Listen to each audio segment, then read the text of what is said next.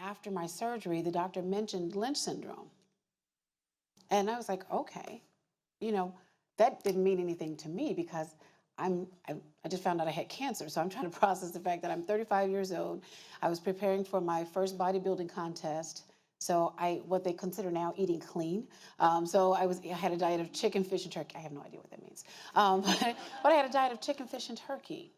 And so to be diagnosed with cancer and to try to figure out where did this come from? And it wasn't explained to me what Lynch syndrome is. So I just assumed that that was a gene, and okay, I didn't know where it came from. My father was deceased. My mother was alive, but she didn't have it.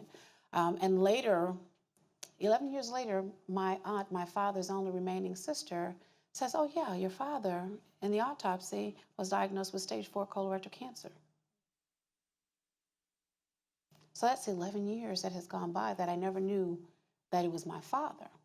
But during this process also, I never knew that Lynch syndrome meant that there were mutations, that there was something I had to worry about with my children. And so none of this was explained to me. So I went home saying, oh, I have Lynch syndrome. You're saying you have Lynch syndrome, and as a patient, like, okay, that's a badge of honor. I got Lynch syndrome. But I didn't understand that that meant that my daughters, I had 5 girls. They all had to be tested starting at 24 years old.